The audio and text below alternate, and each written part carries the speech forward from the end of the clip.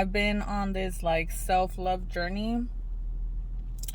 It's driving me like crazy, mad, good. Like it's all love at the end of the day. There's just so much to learn. Like I never realized the investment of what it takes to really like love yourself, get to know yourself, be okay with yourself, by yourself. Like we always feel like we need people, right? Like, but at the end of the day, it's like, how well do others know you? How well do you really know yourself? You know? So it's really important to be mindful, like be aware. It's okay to like spend a lot of time alone. Nobody likes to be alone. Like I've never imagined myself alone for such a long period of time. Like I would be afraid and then I would run off to somebody. But sometimes it's like it's not the best company. Like sometimes we're really trading our time and energy for somebody else to fulfill our cup. But what is that really doing to us? Like that's just like kind of like stopping us, or because we're like afraid. And it's just like very sad. Starting to like pay more attention to myself, like what triggers me, what doesn't, what makes me happy, doing the things that I love, doing things that actually bring me peace. So, it's just like it's little things like that. Like it doesn't have to be extreme. It doesn't have to be like something crazy. Just start off small.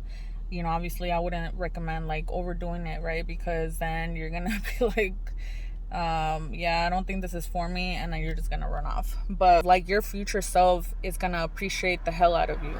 Believe it or not, like everything that you're doing now, all the struggles, all the hard work that you're putting in to better yourself, you're gonna start seeing progress in the future. So stay strong. Like, you know what I mean? Like if you feel out of place, if you feel like you don't belong, that's because your body, your mind, your soul is like urging you to start paying attention to yourself. Like you were brought to this earth for a different purpose, for a higher purpose. But if you're not like paying attention to like little cues that the universe is like throwing at you, or like you're not paying attention to like whatever it is that lights your soul on fire, you're just gonna be people pleasing. And for what? At the end of the day, is like these people, half of these people are probably not even your friends, your real friends. For a long time, I wouldn't say that I was a people pleaser, but I was like afraid to be alone.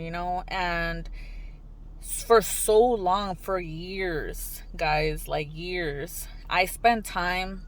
I have always been a good listener. I have always like been there for people. I have always like understood people.